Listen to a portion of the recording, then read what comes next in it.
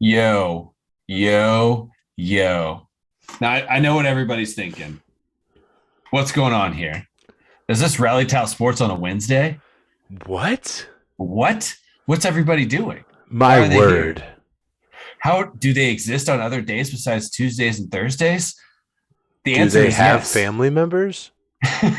And are they okay with it? Yes. The answer to all your questions is yes. Ladies and gentlemen, welcome to In the Post, formerly known incorrectly as In the Paint. As always, I am Todd. Joining me, none other than Mr. Line to Gain himself, Sir Corey James. Corey, how are you on this fine Wednesday You evening? know, I throughout the day I was like, all right, I'm doing a podcast tonight. Um, it's Thursday, but it's not Thursday. It's not Thursday. Tomorrow is not Friday, so don't dress casually to work tomorrow. You have to wear your same business cash, and yeah, no, I'm doing great, man. I'm excited to get this thing going. It's something that we've talked about for a while. Brian jumping in the chat early saying, "I thought it was Thursday, to be honest." So he's right Dude, there with us. It's the Rally yeah. Tal clan is embracing, or we're all linking up to the same motherboard at this point, I think. So, but no, I'm doing well. Basketball is heating up. We got like 20 games left in the NBA regular season before playoffs get going. So really excited about that. Yeah. So for those of you that are with us tonight, we'll just give you a quick synopsis of what in the post is going to be for you all and for us as well. So we're really going to be focusing on the NBA. That's going to be really the thing that we cover, and similar to the line to game rally towel sports fashion, we will be covering some smaller market franchises. It just so happened that we ended up covering two Eastern Conference and two Western Conference Yeah, teams. That was a beautiful group thought between Corey and I. completely So unintentional, but we're like, yep, but all of them were like, yeah, those teams make sense. yeah. So I was talking to Nick about it before, like after you and I kind of agreed on everything, and Nick and I gave him my teams, and then I gave him the Jazz, and then I was like, "Oh yeah, we're covering the Cavs," and Nick was like, "Perfect. Yeah, That's all you really need to cover because there's already so much publicity around Los Angeles and now Milwaukee and Boston and Atlanta yeah, that they don't need and us." Philadelphia now. Obviously Yeah, yeah, with James Harden. with James Harden going over the Sixers. So, yeah, it's the same kind of thing. I mean, you're going to hear about these teams regardless. So the last thing that the market needs right now is another podcast talking about the fucking Nets, or the Golden State Warriors, or the Los Angeles Lakers, Clippers, whatever. Um, so yeah, we're like Todd saying, we're going to bring that same small market feel to at least. Unfortunately, I'm going to have to rag on your boys here. Three out of the four teams that we're covering are either A, really good. Both of the Western Conference teams that we're covering are really good, or B, on the verge of being really good in the Yeah, Cleveland Cavaliers. And then you have a team that is basically in that rebuild phase. So you're going to get a lot of different aspects and a lot of different coverage in the NBA. And hopefully you learn about some players that you've never really learned about. So growing up in Cincinnati, Todd, you can attest to this. Cincinnati is almost an anti NBA market. It is when and before LeBron got to Cleveland, and Ohio as a state really even had a skin in the game for the NBA. No one, at least growing up, really cared about the NBA. And I think the reason for that is there's such an emphasis on college basketball in the Cincinnati region. And I yeah, say region because if you think about it if you think about it geographically, just within like 100-mile radius, you have a ton of quality yeah, historic basketball programs. You've yeah, got the yeah, University of Cincinnati and Xavier University just in the same area code. You have Obviously, up north on 75, you have the University of Dayton, which is a great basketball program. I mean, Wright State is no shrug in terms of their conference and what they do in college basketball. Look at the MAC, OU, they play good college basketball for the MAC. But then some more powerhouses, obviously in the state of Kentucky, you have Louisville and you have the University of Kentucky. You have Purdue, you have Indiana. I mean, you could just continue to go on and on about all of these quality basketball programs that are in college. So growing up, my point to this soliloquy here is that growing up, I was never really into the NBA. I was never a big NBA fan. I, ignorantly was like one of those guys. It's like, well, they don't play defense. I'm not an NBA fan. It's just, I'm not into it. I'm not into just the showboating, things like that. We got some comments rolling in here. I'll get to you guys in here in just a second. But then I moved out to Salt Lake City, Utah. And Salt Lake has two professional teams. They have, major professional teams. They have, the Salt Lake City Bees as a AAA affiliate of the Angels, and they have I think it's the Salt Lake Grizzlies. It's like their minor league hockey team. Anyway, they have Real Salt Lake, their soccer team, their MLS team, and then they have the Utah Jazz. And the Utah Jazz are king in Salt Lake City. I don't care if it's a Tuesday night or a Friday night. If it's they're playing the Magic or they're playing Golden State. Vivint Smart Home Arena in Salt Lake City, Utah is packed. Statues of Karl Malone and John Stockton sitting out there right as you walk into the arena, and it is buzzing all the time because that's what they have. It's the Jazz. They're one of the most winningest franchises in the NBA. They currently hold the longest streak of consecutive playoff berths. I think they're over like 20 years now, if not even pushing 30 at this point. It's ridiculous. It is ridiculous. So that's where my love for the NBA really, really took hold. I was into the Pacers a little bit back in that blue-collar gold swagger era with Roy Hibbert, Danny Granger, Lance Stevenson, all of those guys when they were in the beat the heat mode. And but moving to Salt Lake, living in an NBA town, it really changed my perspective and appreciation for the game. So I'm excited to get into it more. I'm excited for my knowledge to grow and to continue to talk about the sport. So, yeah, I think your perspective on Cincinnati is really accurate, because I think maybe our generation prior grew up at the tail end of the Cincinnati Royals era, playing at the Gardens and seeing Oscar Robinson and some of the greats of the ABA, touching the hardwood of Cincinnati. And realistically, when we were growing up, Corey, college basketball was kind of king in the late 90s, right? So you had the Kenyon Martin years at Cincinnati, and then you had Wally Zerbiak at Miami when Miami University made the Sweet 16, and it was a huge deal. Yeah. And Wally Zerbiak was one of the biggest names in the state of Ohio, one of the biggest names in the country, as a first-round draft pick coming out of Miami. Yeah, absolutely. And my love from college basketball came from honestly going to Miami basketball games with my dad. My dad worked in Middletown. I remember this very clearly. He worked in Middletown. My mom would meet him basically like in New Miami. He would pick me up, and then we would go to Millette, and we would watch Miami play like Bowling Green or Central Michigan or Eastern Michigan. I saw Earl Boykins play when he was at Eastern Michigan. That's how far back my college basketball watching the game goes. And a fun fact, when the Malice in the Palace happened, I was actually at a Miami basketball game when they were playing Purdue in Gene Katie's last season coaching at the University of Purdue. I'll never forget that, because that was such a significant moment for college basketball, because that was his farewell tour. And then you have one of the most iconic events in Detroit sports history and Indianapolis sports history happening in the same night. And my dad and I were driving home in his old Mercury Grand Marquis, and hell of a car.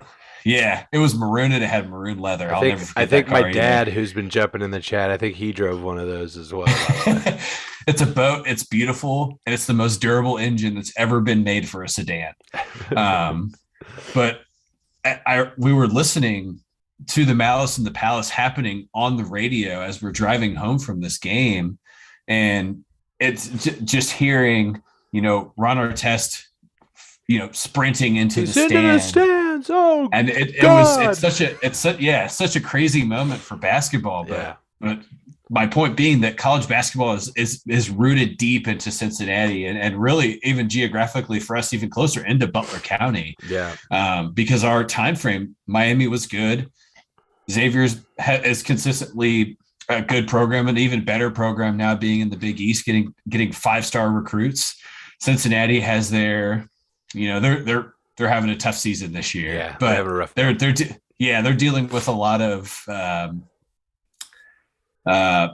pitfalls from their former head coach who got fired because he was a huge piece of shit and all he did was recruit graduate transfers. I mean, he was a terrible person, terrible set the coach. program back pretty far, and they're dealing with that right now and trying to dig themselves out. So last night Cincinnati took on Houston, got absolutely shellacked, as you would expect from a top 14, 15 team in college basketball this season, and we will be covering college basketball as well on In the Post, and college basketball's had a crazy weekend. I know we're already on halfway through the weekend. Some college basketball's already already happened throughout the throughout the week, but for instance, Michigan State going down to Michigan badly last night after beating Purdue over the weekend. So college basketball's in a crazy spot as well. And as March Madness gets heating up, we're going to be doing some bracket pools and fundraisers and stuff. So it'll be a lot of fun, and I'm just really excited for everybody to join in and hang out and talk some basketball with us. So comments coming in here. Oh, my dad's jumping in the chat. He's saying that's what, in reference to us being on here on a Wednesday. He said that's what I thought. I said, how do these amazing guys do this time warp? And big UK fan that my dad is, and he said he also had the Grand Marquis, but his was gold. So another great color choice for a Grand Marquis.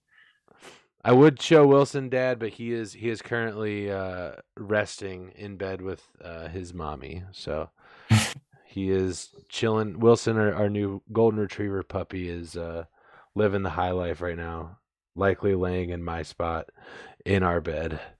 So let's see. Gonna give a couple shout outs here real quick as well. Jaden, thanks for liking the video, buddy. Jaden's on a hot streak. He liked the video last night too, didn't he? Ooh. He's hanging out. Robert, thanks for liking the video. And Brian, of course, thanks for stopping by. Guys, go ahead and share that video as well. Get everybody to jump on in here in the chat. I'm going to do a quick circle around the league, give you some score updates on some games happening right now in the NBA. We're about 5-6 minutes left in the first half. And one of the teams that we're going to be covering, the Cleveland Cavaliers, playing host to the Hornets of Charlotte. They are currently down pretty significantly, 14 points. Make that 24 points right now to Charlotte, 82-58. Not even halftime, and Charlotte's already got 82 hanging on the Cavs right now. Cavs a fringe. Jeez. Yeah. Rough defensive night right now. Just give you some. Let's see if we got any. I want to get some game leaders right now. Let's see. Terry Rozier had 24 points for Scary Terry. Yeah, tearing it up in Charlotte. 24 points in the first half. Yeah, what an acquisition he was for Charlotte.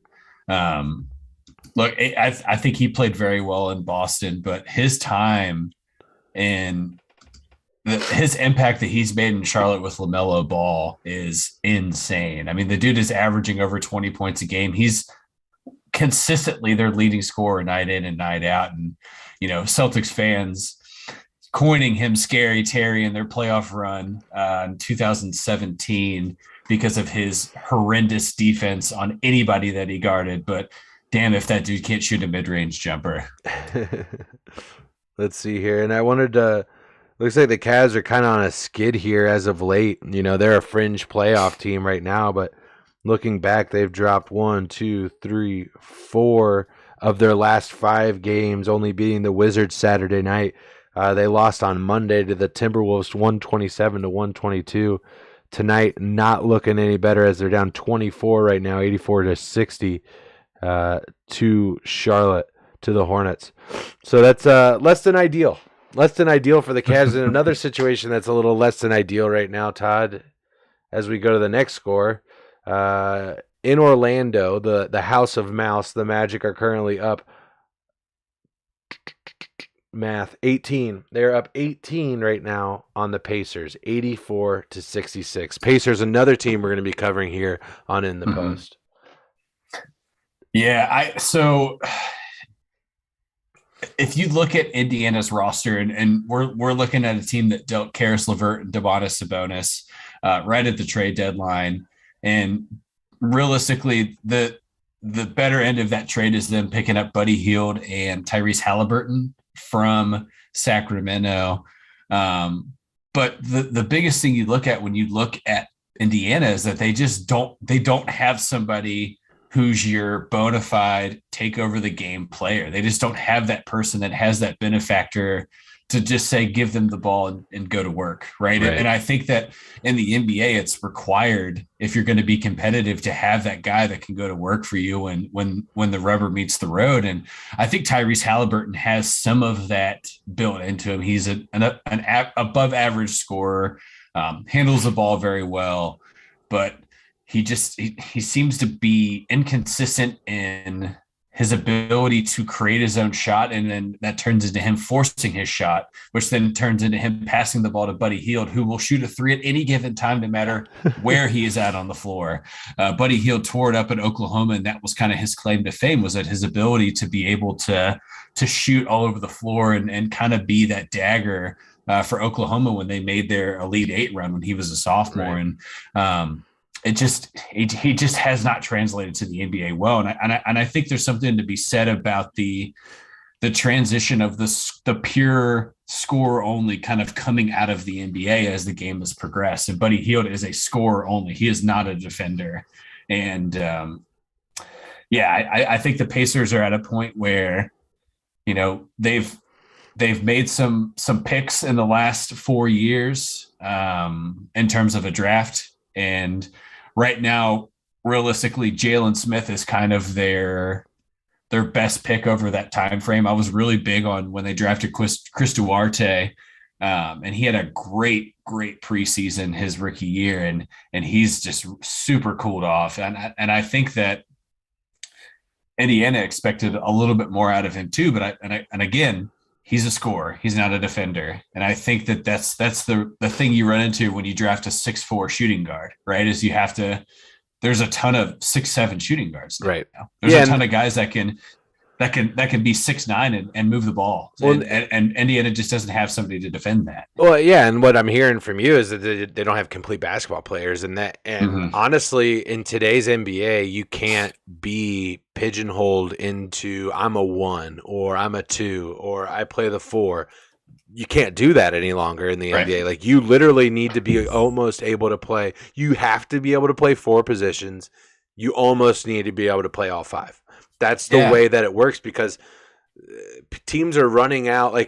You saw this like a couple of years ago with the Jazz, for instance. Like, they couldn't play small ball, and what I mean by that is, teams are going to put their shooters out, play a smaller lineup for a given period of time of the game, and just really just try and light up the scoreboard on you. And if the Jazz don't, or any given team, what means to not be able to play small ball defensively, it means that you can't keep up with their quick, athletic shooters. Now that's still a strategy, like going big and going small, but more often than not, what you're seeing are guys that they're 6'11" bringing the ball up the court. They're 6'11" taking threes, and you're even seeing it in college now, to where a 5 can play a 3. He can, a guy that would typically have been a center like 7 years ago, he could play like a small forward spot depending on the rotation that's out there, Yep. which is crazy, which is absolutely insane. And it honestly makes the game a lot of fun, in my opinion. So what I'm hearing for the Pacers is they're really lacking the guys that are modern basketball players right now. They really have guys that are siloed in what they do, and it makes it difficult for them to really hang with these very versatile teams that are, taking over the NBA and being very successful. Yeah, and just looking at the box score here as we're going through this, I'm looking at Orlando, and their top scorer is Franz Wagner. Yeah. Michigan phenom, if you will, Yeah. who's transitioned well into the NBA, and he actually was the leading scorer against the Pacers when they played on Monday night too. He has 24 points already, and we're just getting to the end of the third quarter. Next highest score we're looking at is Mo Bamba. When you talk about a 7-foot point guard, Mo Bamba is that. Mo Bamba is a ball handler who can shoot from all over the floor, and it will occasionally bring the ball up the floor. I'm super high on Mo Bamba. Great hype song. Just to throw that out there, but I'm interested to see his career progress, and then to wrap it all out, third leading scorer is Wendell Carter Jr. So what do all three of these guys have in common that Indiana doesn't have? Size. Yeah. All these guys are 6'10" or taller, and there's nobody on Indiana that can cover a 6'10" athletic guy. Jalen Smith is your only answer, and you're putting pressure on a rookie or a second-year guy that just doesn't have the stuff yet. He doesn't have the time or I don't think he shows the ability to be able to keep up with some of these athletic big guys. And that's the thing is, like, if you don't necessarily have to be 6'10" or plus, but obviously it helps in the game of basketball. But if you're not, you damn well better be a great defender.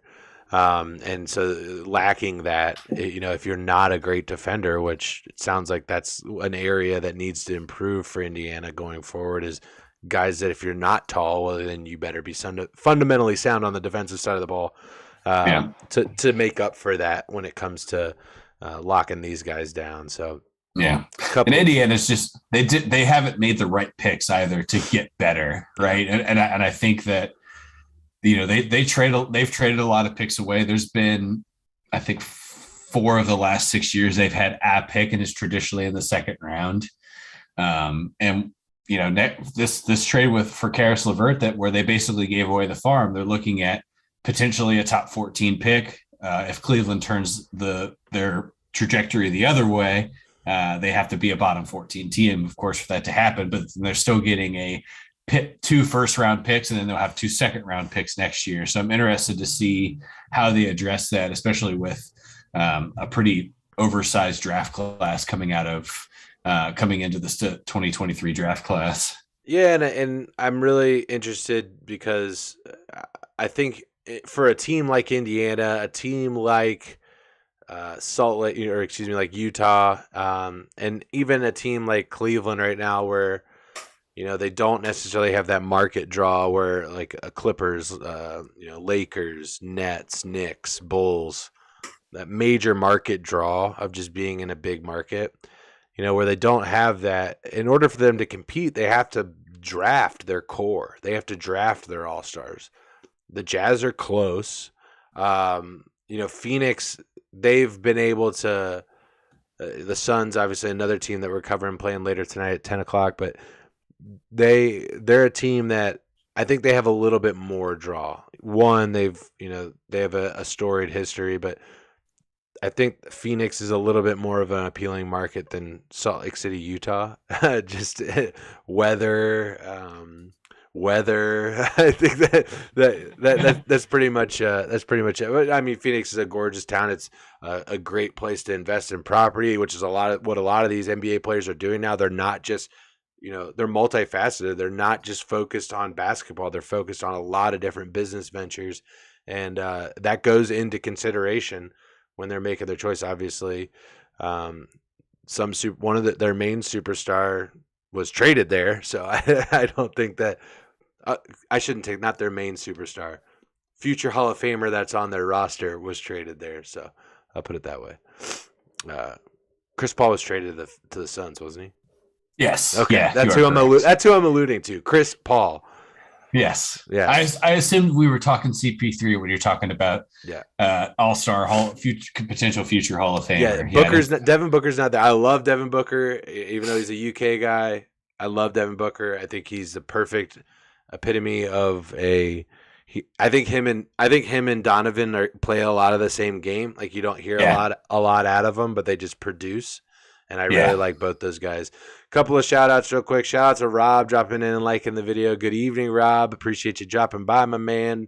Rob, I'm curious, are you a big Bulls fan? I know you're a big Bears fan, but I'm curious if you're a Bulls fan as well. Dad, thanks for dropping by. Good night, sir. You be safe on those roads. Keep them between the lines tomorrow as you are moving the country for everybody. Pop's a truck driver. Let's see here. One other game currently just went to halftime. One of my first leg of my parlay. They've brought it back. So Todd and I are coming in to the show, and I'm like, oh shit, these guys are already down double digits. They've brought it back right before half, of course. 76ers are down 55-62 to the New York Knicks at halftime. Look, so they brought it down to 7. It's over. The Sixers are gonna win this one. It's the Knicks. It's the Knicks, man. More importantly, though, Utah is currently up on Houston, a game they should absolutely win. The other leg of my parlay tonight, Jazz money line, Sixers money line. Jazz over the Rockets right now by 10 with 5 to go in the half. So, so before we move forward, I want to read. So Rob's 2 comments, and I think the second one is supposed to be a joke, but I think there's some truth to it. So let's hear it. To answer your question, he watched the 2 to 3 Pete's. Yep. So he grew up in the Jordan era. His follow up to that is, if only Jordan didn't have a gambling problem, it would have been 8 in a row. And I think that's a little bit of a joke, but it's also like kind of serious. Yeah, if you watch The Last Dance, we joke about being degenerates and making some bets here and there and running some parlays. Jordan was gambling shots off a tee, and we're talking thousands of dollars. And the dude was slamming a 12-pack and smoking a cigar when he had a 7:00 game. I mean, it's absolutely incredible. And I think that The Last Dance he thought was going to be kind of his ode to his career, and he tried to direct it that way with the way he slandered Scottie Pippen through all of it, made him seem like the bad guy for not re-signing with the Bulls as they were winning championships. But in all reality, Jordan was a huge asshole, and he was not a good guy in his prime. There's proof in the pudding to that.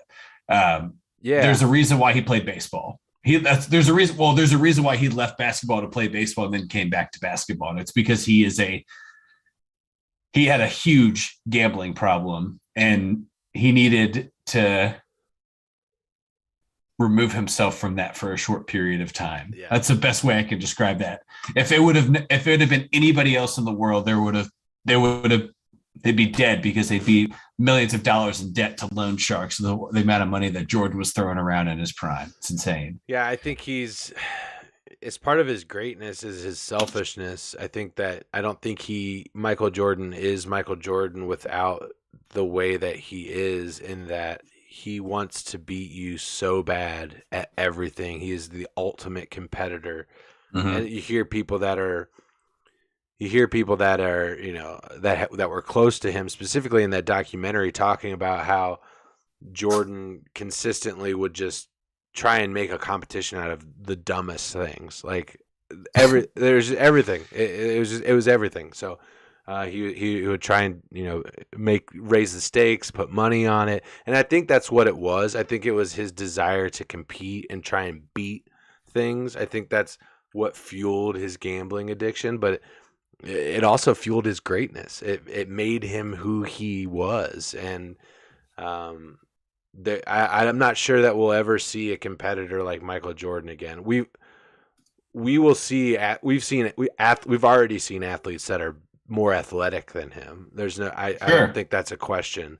But in terms of that factor that little it fact. The closest thing that you could get is Tom Brady, and I don't think Tom Brady's close No. to Michael Jordan, because Michael Jordan wanted to rip your fucking heart out. Like he Yeah. wanted you to feel pain.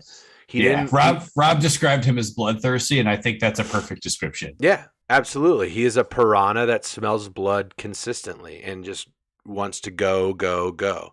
But and he said, yeah, absolutely. Oh, he said the one thing him and Kobe had in common, Jordan was just more talented and bloodthirsty. And yeah, I think that's, I don't know that I can say that he was more talented. I think Kobe Bryant was equally as talented as Michael Jordan, because Kobe Bryant is one of my favorite athletes of all time. And the things that Kobe could do, not a lot of people could do. Michael could do them. So I want to say that they are equally talented. I don't want to speak ill will of the dead, but I think Jordan just had that edge due to his elevated cutthroat nature. You know what I mean? Yeah. Does that make sense? I think you said it perfectly. For Jordan, nothing wasn't or everything was a competition to him. There wasn't a moment of his life that he wasn't trying to be the best at what he was doing. Right. And the gambling stems from the addiction of being the best and the confidence that comes with being the best. Right. You're betting on your, essentially, as gambling on golf, you're betting on yourself to be the best golfer in your group. And Jordan was so confident in his just general ability to live and exist in everything that he did that he would always bet on himself in golf.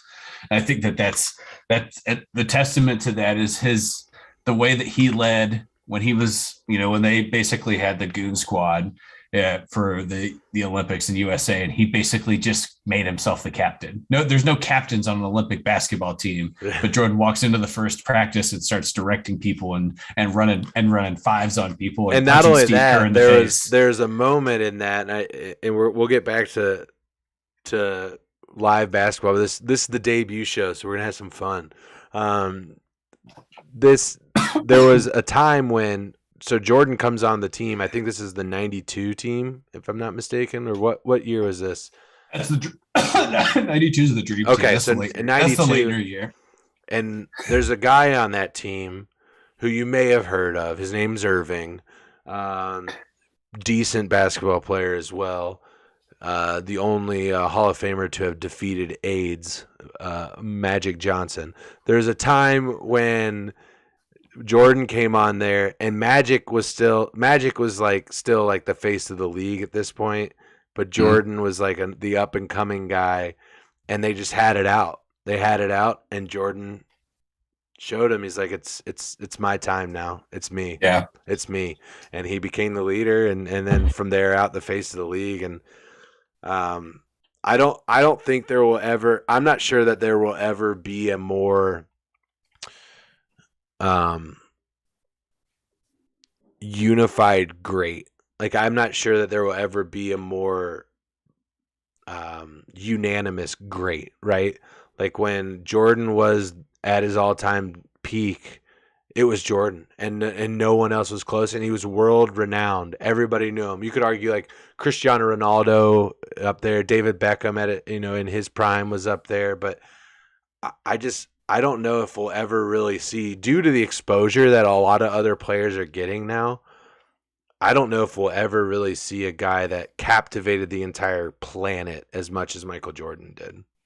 Yeah, I think Jordan, I mean, he's the greatest self-advertiser that's ever existed. He is the reason for shoe collections, right? Mm-hmm. Not only did he impact the game of basketball just with his ability to play, he also impacted popular culture, right?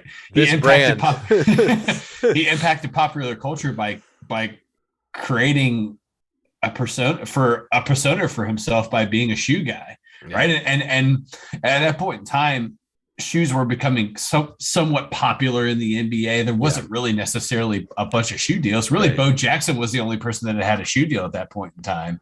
And now all of a sudden you throw in Jordan, who has released over 150 different types of Jordans that are I'm talking like as releases, 150 since like 2010, something like that. or 2008, something. The amount of releases that this dude's done with his Jumpman logo has completely changed the world. And now we live in a society where every mall has a sneaker resale store and there's Jordans in there. And eBay is flooded with Jordans and has created enough of a brand that people are imposing his brand and making fake ones to sell them as real. That's when you know you've made it in popular culture, is when your brand is replicated. Yeah, I mean, now everybody has a shoe deal now, and like Kawhi Leonard has New Balance shoes. Like it's just like everybody's getting in on it. So it's yeah, I think Rob put it perfectly. He was the alpha male of alpha males, and there probably will not be anybody like that. So jumping back real quick into some live action. Looks like the Cavs are making it a little bit more of a game with 9:20 left to go. The Cavs are currently down 89-102 to the Hornets. They're clawing their way back into that one. Speaking of clawing their way back, as we are midway, just over midway through the fourth quarter here, or just getting started, in the fourth quarter, the Pacers are down 5 to the Magic right now. They have clawed their way back. Currently leading scorer for the Indiana Pacers, Malcolm Brogdon, 23 points. Former Rookie of the Year, Malcolm Brogdon. Put some respect on that name. Put some respect on that shit. The Knicks are still holding a 4-point lead on the Sixers, and the Jazz, with 54 to go, are just stretching this lead out on the Rockets right now. So I wanted to get into the Jazz a little bit. Current leading scorer on the Jazz, could you take a guess? You get two options that are probably it. So who do you think? I believe he's a former Louisville Cardinal. He's a former Louisville Cardinal. Should have been Rookie of the Year. Donovan Mitchell, 22 points, 8 of 12, 3 of 4 from the stripe right now, as the Jazz currently are bludgeoning the Houston Rockets 64-49. Jalen Green leading scorer on the Rockets for 13, 5 of 7 from the field. So I was watching. We had a great matchup on Sunday afternoon basketball. You know, it was Sunday. Football's over. I was like, girls are napping. What do I do? I'm going to watch some NBA basketball on this Sunday afternoon. And we had a fantastic matchup. It was amazing. The Jazz traveled to Phoenix to take on the Suns. I was like, oh, perfect. Two in the post teams.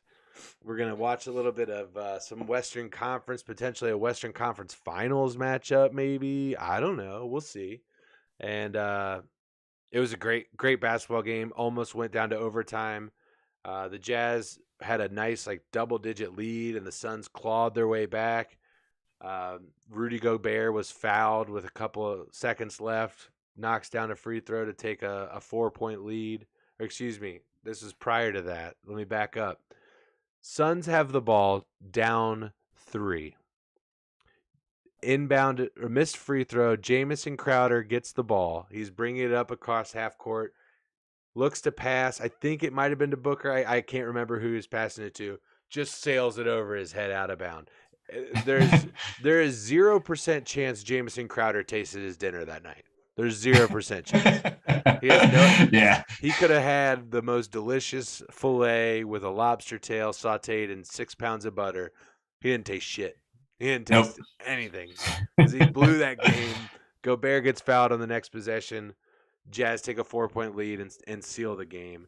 A really, really strong win for the Jazz, who have backed up 2 solid wins now, beating the Mavericks in Salt Lake, then going to Phoenix and beating the Suns, who are record-wise the best team in the NBA right now.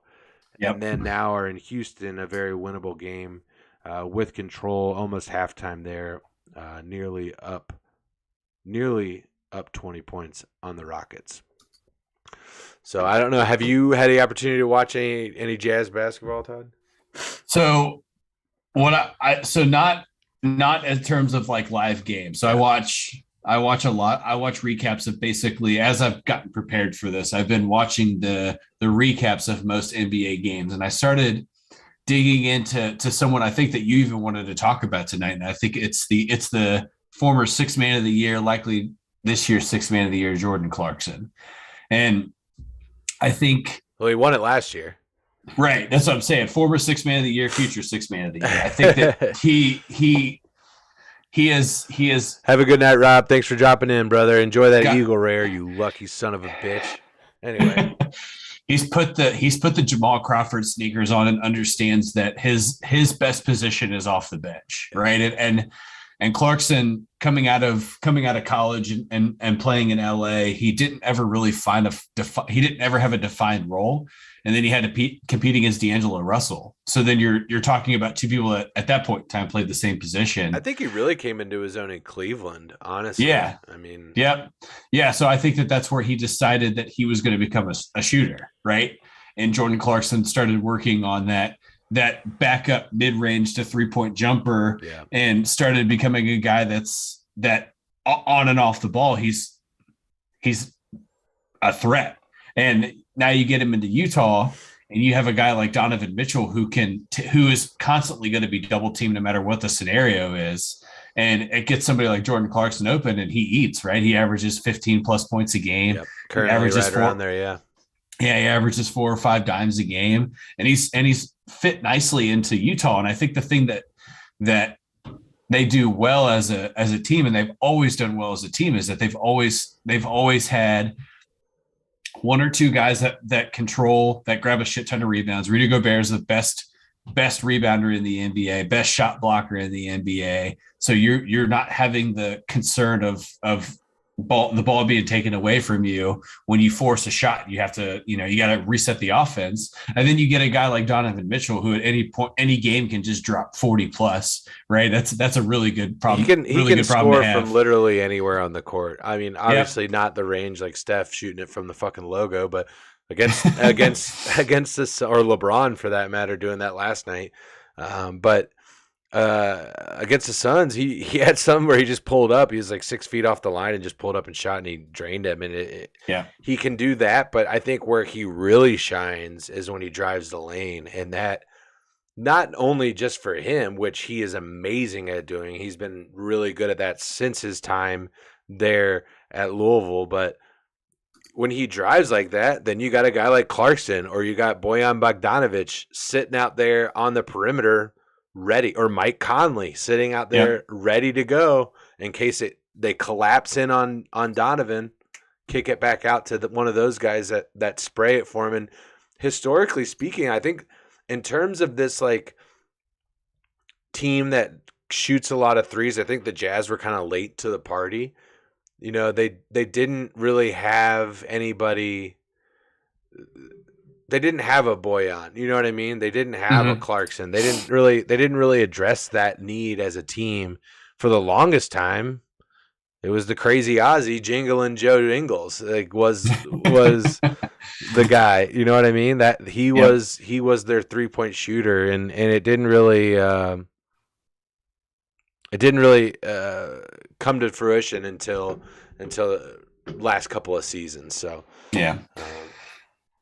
Yeah, I think Utah is unfortunately always just one step short of a championship team, though. It always seems like that they have one piece of their puzzle that just never fits right. Yeah, and it's tough because I think you're talking about a consistent winning organization year over year, but you're still not getting that emphasis or the championship, right? You're not getting the trophy, and I think that's hard on a fan base. And kudos to Utah. I mean, Jazz fans are some of the most loyal fans in professional sports, at least stateside. Mm-hmm.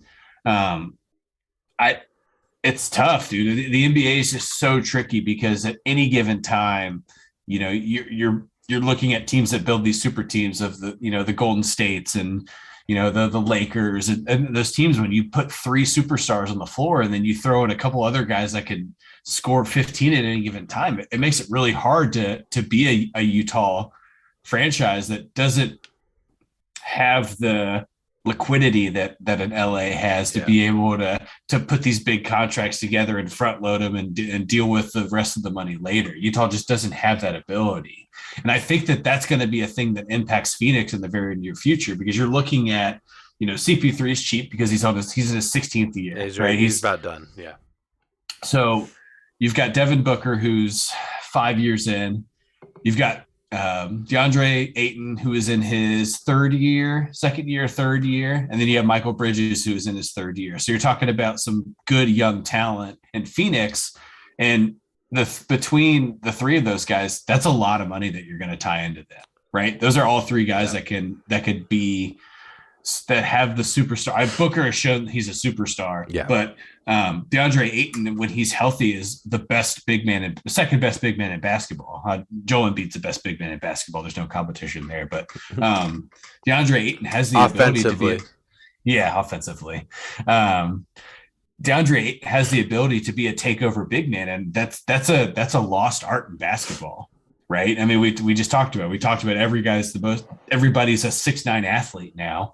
But DeAndre Ayton is a 6'11" center who still plays center. Right.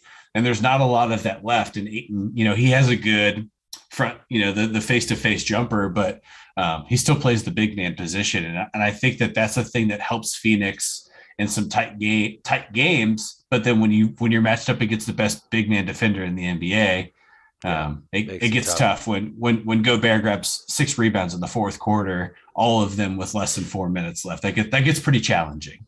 Yeah. So, I mean, you talk about Rudy Gobert, and he's kind of been at least in the NBA news as of late, with rival up in the city, up in the Bay Area, Mr. Mouth himself, hailing from East Lansing, Mr. Draymond Green, throwing some shade over at Rudy, and Rudy Gobert, I think, responded to it exactly as you would think, and basically just talked about how he doesn't feel he necessarily gets some of the respect that he should get in this league, and so that made me kind of start thinking about it. Why is it that Rudy Gobert is not herald in this league? Why is it that he's kind of like an artisan selection? He's a niche selection, if you will, in terms of marketability. Is it because he's French? Is that what it has to do with it? Is it because he's kind of mild mannered? Yeah. I think there's the mild mannered thing is a part of it. He's not a guy that he just does realistic. This. Yeah. And then gives COVID to everyone. Right. That's what I was going to say. Unfortunately, his claim to fame is just being a joker, and then he brought COVID back from France. But I don't think the big man's not a sexy position, right? It's similar to an offensive lineman, right? Where you're not sexy in the trenches as an offensive lineman. That's fair. A center is not sexy if they're blocking 3 shots a game and grabbing 15 rebounds. They're doing their job, right? When you describe a Rudy Gobert being 7 feet tall and averaging a double-double with points and rebounds, and sometimes getting to a triple-double with blocks, like you're just saying, like, insane. Yeah, right. You're just saying, yeah, he's 7'1" or however tall he is. That's what the big man does. Yeah. Right. That role is defined as being just that. And the generation of basketball that we're in, that's not a heralded position. We're out of that, right? The Ewing, David Robinson, Shaq, Akeem Olajuwon, that era of big men, that being a sexy position that was relevant, is gone. It's over. Yeah. It doesn't matter anymore. It's all about how far can you shoot it. Yeah, it's about playing basketball as fast as possible. Yeah. There's not offense in the NBA is way different now than it's ever been. You're not watching teams set up a play for people to get open. People are just athletic enough to find themselves to be open, or can create their own shot with limited space. And I think that is a testament to the way that the game has changed, and the big man just doesn't fit. It doesn't fit anymore, which I think makes Gobert special, because if you can exist as a 7-footer in the NBA for 7-8 years, however long he's been in the NBA, good for you. Because it doesn't happen that long anymore. You're not just defined as a Robin Lopez, where maybe a drop in a hat, you drop 15, but Gobert's on the floor 30 minutes a game. I think that's pretty unique. And you can see, I mean, they have Whiteside there as well. And that is, you had mentioned which another massive human being to clog the middle of the paint. And it's kind of Dan Snyder's MO is like, we are going to be a defensively sound team. Like that's just what he does. And you had mentioned earlier about the Jazz not really being a desirable free agent market. And I talked about earlier about how they're going to need to locate that potential. They have 2 stars. They have Donovan Mitchell and they have Rudy Gobert. And in order for them to really be that championship contender, I think they need a third. And it's either going to be through marketing or a guy at the tail end of his career or they're going to draft him. Right. Draft and develop, which could happen. That could happen. You never know. I mean, shit, Donovan Mitchell fell to them. Guess who the fucking the Pistons selected ahead of Donovan Mitchell? 1 pick before Donovan Mitchell. Just take a wild guess. Oh, shit. Who was it? Mr. Basketball Ohio, Luke Kennard. That's right, from Duke. Luke Kennard was drafted ahead of Donovan Mitchell. Pistons uniform anymore. No, he's a Clipper right now, and he's not even starting. So yeah, there you go. But anyway, I think one of the things they do really well is the Jazz have consistently been one of the most deep roster-wise teams in the league. They don't really have a ton of weaknesses. They just don't really excel crazily at anything other than defense. You know what I mean? Because you take Gobert out, you're not going to get the same scoring power or even defensive prowess. But Whiteside's not a bad guy to have fill in there at the 5. And you take out Donovan and you're going to put in Clarkson, and then sometimes you're going to bring Clarkson in and Donovan and Mike Conley's going to take a breath, but when Mike Conley takes a breath, you're going to take Daniel House Jr. and put him in there, and then you got Boyan. I think they've got a lot of pieces, and they're really, really deep. They've got a lot of guys that can contribute, but I think they are just that one step away. But back to the Rudy thing, I was thinking about this, like, why is he not getting the recognition? Because in my opinion, and I'll ask this of you, we're witnessing, if not already, close to a Hall of Fame ready career from Rudy Gobert. A 3-time Defensive Player of the Year. Almost half of the time he's been in the league, he's Defensive Player of the Year. He leads the league in field goals right now. Mm-hmm. He has consistently led the league in blocks. Out of a big man, is he on his way to the Hall of Fame right now?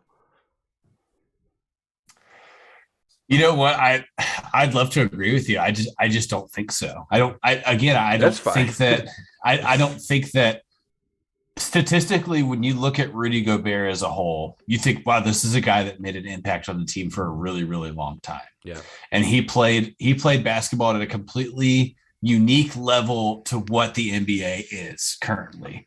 And that is the exact reason why he doesn't become a Hall of Famer, is because he doesn't fit into the Hall of Fame mold. He's not a Naismith guy. He's not a guy that, you're talking about him coming into the Hall of Fame and people are like, oh yeah, Rudy Gobert, he had an incredible career. I remember that time when insert here. He doesn't have that time when moment. Right. He doesn't have the stories that you can draw on to lead you to that type of allegiance. Let me ask you this. Jazz win a championship this year. Do you change your tune?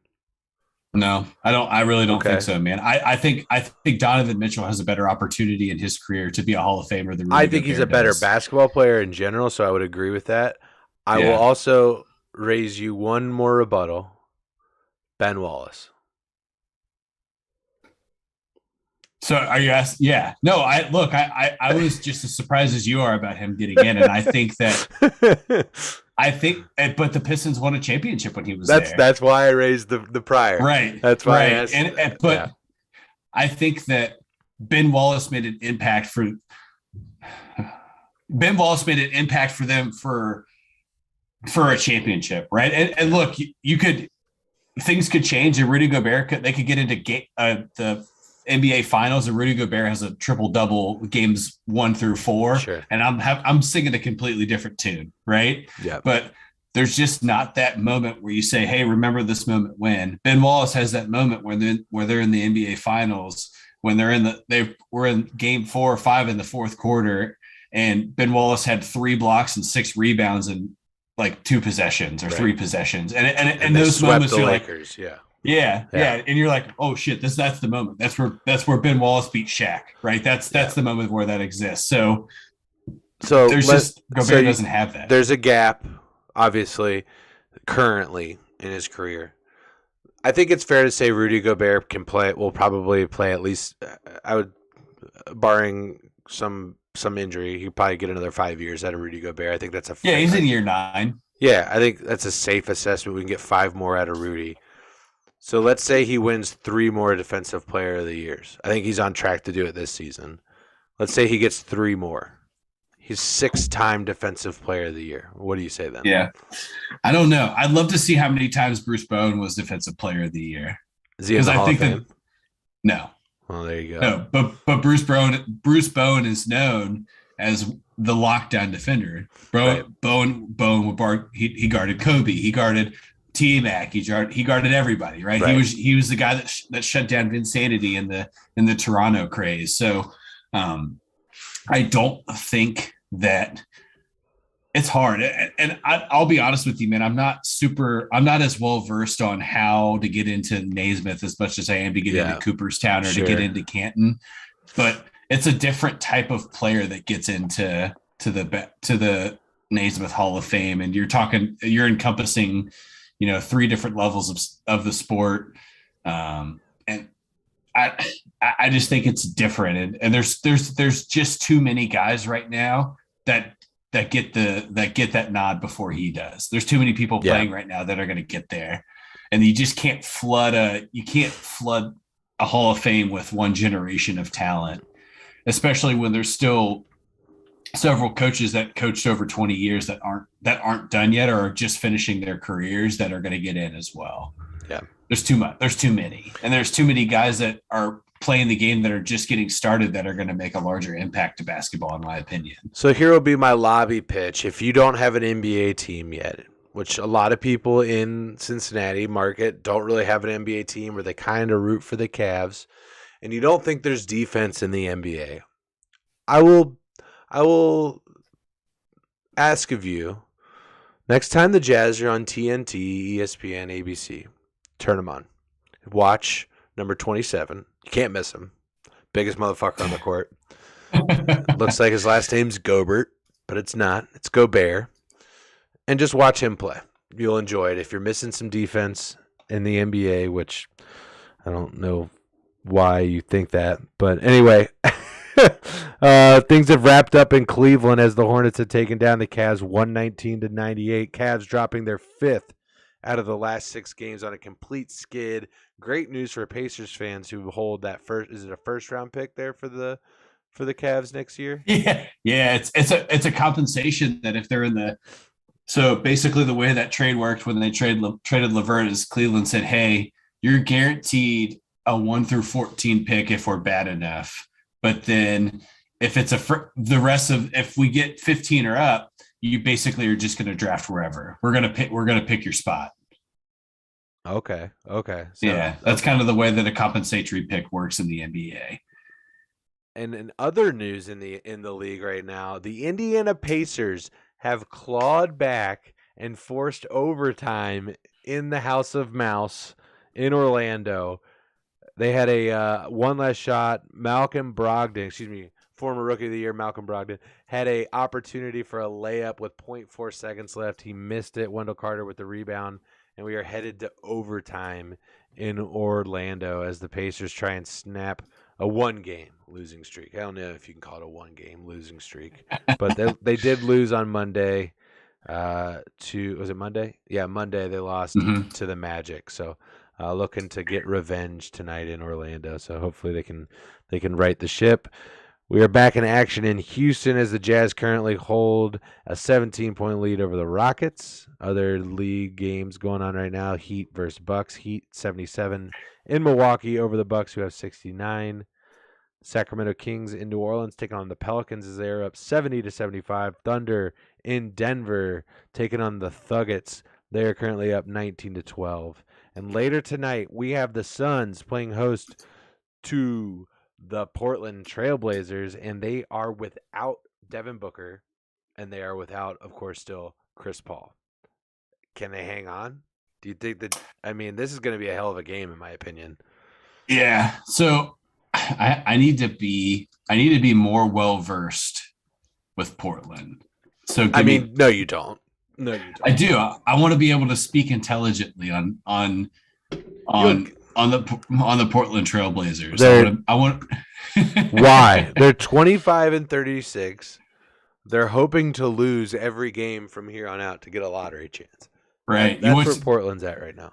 Yeah, they're playing for a lottery. I think Portland's a team that's really interesting too, because if you look at some of the talent that they've had in the last, I don't know, let's call it 15 years, they're also a team that's been a good example of just being like just a hair short of being in a spot to be able to be a true competitor. And right now, like I'm just looking at their roster and trying to dig through there. I mean, after Dame, there's just really not a lot there for you to say like, oh, this is your impact guy, right? I mean, you have Yusuf Nurkic, who has proven to be a serviceable big man. And then after that, I think their next best scorer is Ben McLemore. Yikes. And that doesn't feel great to me either, right? That doesn't give me the warm and fuzzies. But yeah, I mean, but here's the thing. I mean, when they're taking on Phoenix, who is without their field general, Devin Booker, is not on the court, it makes things a little bit different. And I think in the NBA, a league where, as you mentioned, we discussed this on Monday, anything can happen. Similar to the NFL. When it comes to playoff time, not so much. I think very rarely does an 8 seed or one of the play-in teams take down the number 1 seed in the conference playoffs. But you never know. I still think Phoenix wins this one, and I'm interested in what Vegas thinks. Actually, now that we're talking about this, I forgot about Portland having Anthony Simmons. Anthony Simmons being, of course, notorious for skipping college and playing overseas and then coming back and getting drafted into the NBA. That's a brilliant mind. Go make a couple mil and then come back and make a few more mil. Hell yeah. Yeah. So he's a guy that's with CJ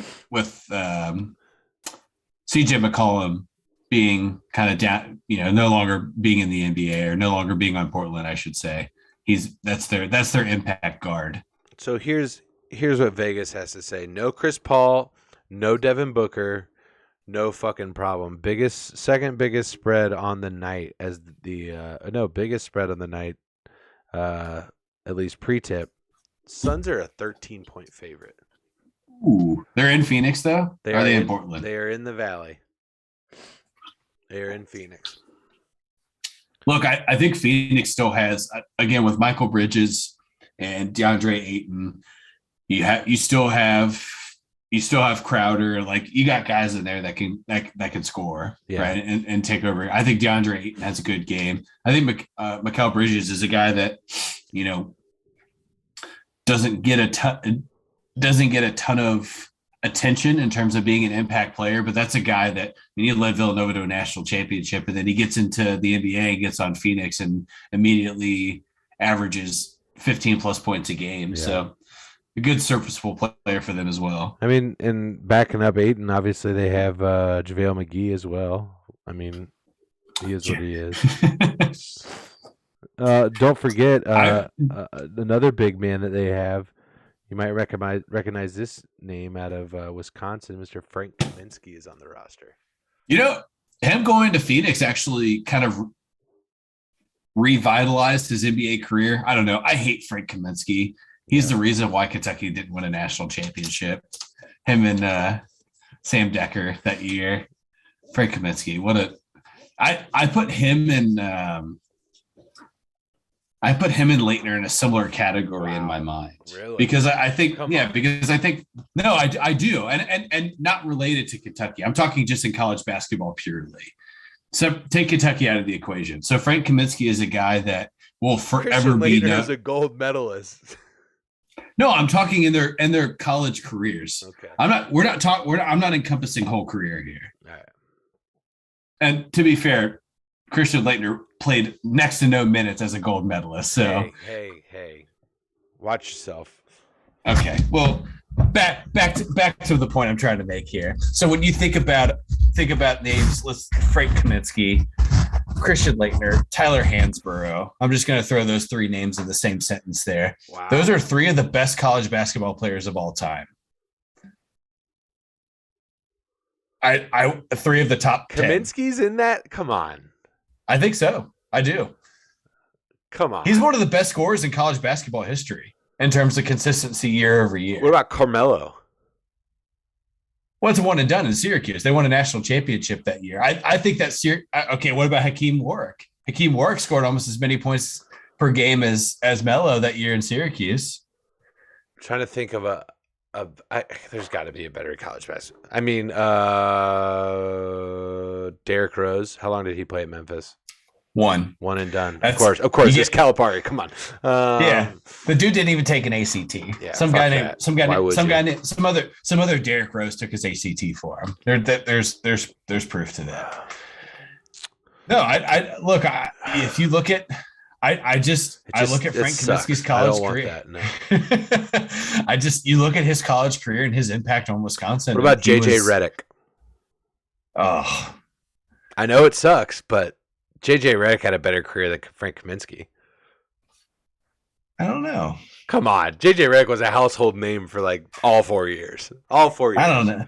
And maybe so. I just maybe we could throw JJ Redick in a top 10. I think that's a great topic for us to put together. Top 10 college basketball players of all time. Yeah. Oscar. Yeah. Yeah. Oscar. Maybe we try to timeline it. Yeah, if we go all time, we're gonna get all crazy. Yeah. So 90s forward. Sure. Can we do that? Well, that's a great episode. That's a great episode. 90s forward. We'll have to put some work into it. Make sure we get the list right and everything like that. I think it'll be a lot of fun. I think that'd be great. I mean, I'd love to hear. If you put Frank Kaminsky in there, I walk. Actually, after doing research, I might actually put him in there too. Look, I mean, if it's any consolation, I can throw Mike Miller in there. Really? Honestly, Mr. Playboy himself, Mike Miller. The dude played with no ligaments left in his knees for several years. I give kudos to that man. Yeah. As much as I'm not a Gators college basketball fan, as you know, I respect the hell out of Mike Miller's impact on the game and college basketball. So, I mean, what about Joakim? So I think Joakim Noah is really unique because he played that big position in Florida, and he's the reason that they had so much success. He was the center of those teams, similar to how Al Horford was. I was going to say Al Horford and Corey Brewer as well. Yeah, Corey Brewer was great for Florida, but I think Joakim Noah they went to the Final Four, right? Joakim. So they won both national championships, 2007 and 2008. So you look at and that he was the biggest impact player, I think, on those teams, and his NBA career translated well. But I mean, he played for like 15 years in the league. I mean, you can't scoff at that. If you make it 15 years in the NBA, excuse me, I shouldn't say the league, the association. If you make it 15 years in the association, you're doing all right. I don't care who you are. Yeah, absolutely. Absolutely. So, well, I think that does it for me. Todd, you got anything else for these lovely people that have come out for our debut show of In the Post? I love everybody for coming and hanging out with us and checking this out. I hope to do a lot of fun stuff as March Madness is going and the NBA playoffs are right around the corner. So I'm sure we've got a lot of fun stuff planned for everybody. What do you think? Yeah, look, I think that it's a delayed start to the podcast itself, but we're picking it up at the perfect time because we're going to be able to like you said, we're going to do a charity bracket challenge for March Madness.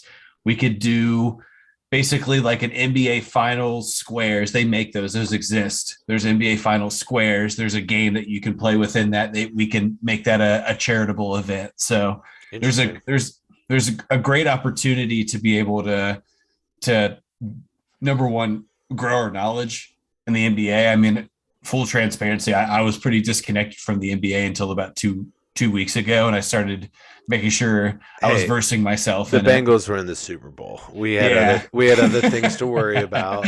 yeah, They needed us. We were there. right. So And I was really I'm super invested in the lockout. So I'm keeping my NBA knowledge up. I've been hitting up Nick a lot and bouncing thoughts off of him because he's kind of he's my anchor to the NBA. As he keeps his ear to the ground on NBA things. And he was, like I said, he was super stoked when we were going to talk about Cleveland and hopefully get more into, hopefully we could talk about Cleveland being a playoff team and we could see three of our four teams through the playoffs. That'd be great. it'll be great. It'll be great, and just more exposure to I mean, it's no question the Western Conference has been the powerhouse for the last decade.